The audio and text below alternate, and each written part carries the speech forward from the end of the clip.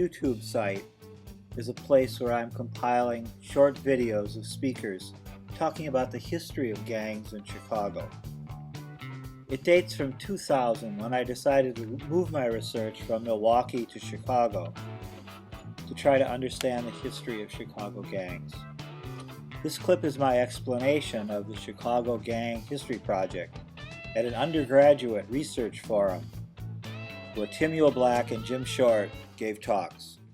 My own research in Milwaukee has been collaborative, but that's meant collaborative in a different sense. It's all my research staff were members of the gangs that we interviewed and we studied. So we worked together with people from the streets, talking and getting a little different kind of information than you get from often than you get from somebody that knows very little about it.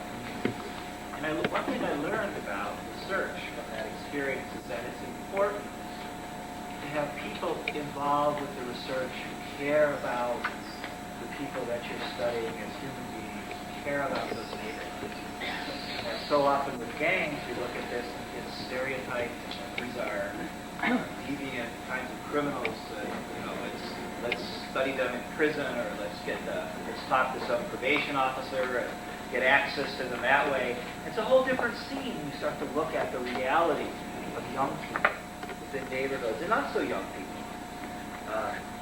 So when I came to UIC, what I realized here over time was that the students of this wonderful school have a wealth of experience, knowledge, contacts, and care about what's happening in their neighborhood. And that care, that concern for not only their own academic development, but their concern for their communities needs to be channeled and worked with, and can enrich the kind of research that I'd like to see done. This conference marks the beginning of what we call the Chicago Gang History Project, which we would like to put together an understanding of the history of what's happened to gangs in Chicago. And there are a lot of histories out there. You can go to the Chicago Police Department and, get the whole scene, and they'll tell you the whole deal, what's happened. But it's a little one-sided, and that there's more to the story than the stereotypes and the cell phones and all the rest of the stuff that gets reported in the newspapers or on TV. There's a story that needs to come out of the communities and out of the people themselves. And it's not a story that tries to paint gangs as Boy Scouts or Girl Scouts. I think there's some nice little things, just misunderstood Johnnies and whatever. It's a complex process of what's going on in Chicago, what's going on in communities, poor communities around the country. It's sort of this way of introduction to Tyndall. When we look at gangs today in Chicago, street organizations, we want to try to look at them, mobilize students, graduate students, other faculty, people from the community, to help us make sense of this phenomenon, to put it in context. And that kind of context is a context of how gangs have changed over time and how they're the same.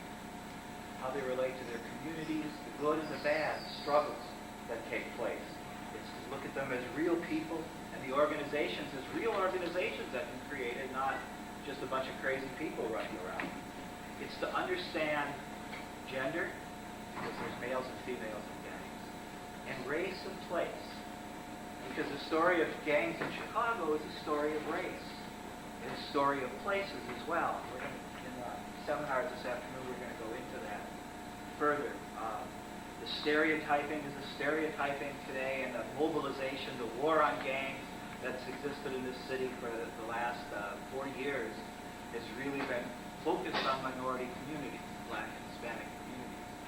And a history of communities to define their own lives, to try to make a place for themselves within this city of justice and equality.